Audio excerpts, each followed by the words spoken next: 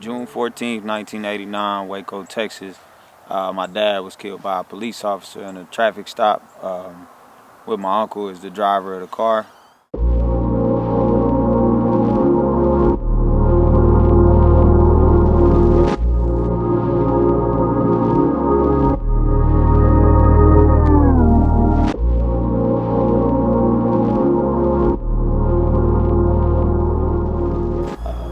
My dad had gone to Waco. He was planning on moving up to Tulsa.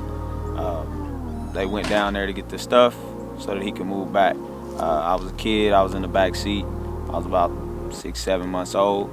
Officer pulled him over, said that the vehicle matched the description of, someone who had just robbed a store. And so, with the sirens blaring, people yelling and screaming, you had one officer telling my dad and my uncle to turn the car off.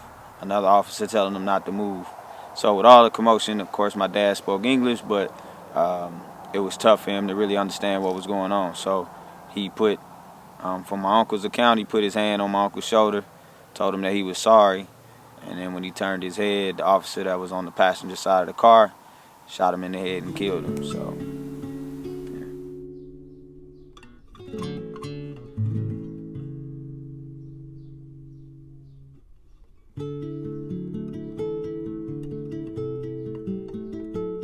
When all these different things happen, from the Trayvon Martins to the George Floyds and Ahmaud Arbery's and things of that nature, as those things happen, I understand what those families go through. I understand what those cities go through, just knowing that that happened in their city. So the African Americans in those cities have a different way of looking at things, a heightened state of fear. So understanding that someone has to be around to, tell those stories and not bury them.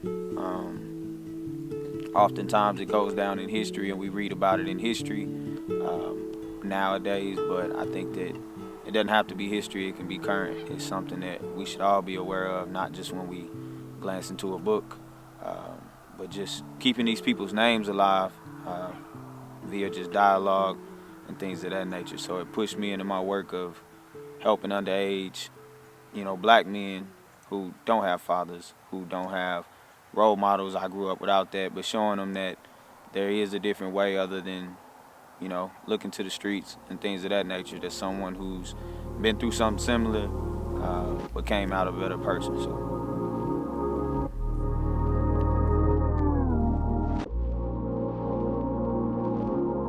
When you know that someone who's been through something that would have pushed most off of the edge, it fueled them to do better, be better, and create better. I think that's something that, to me, should inspire people that don't necessarily have that story. If I'm able to push through it, I'm able to create, and smile every day, then you can too.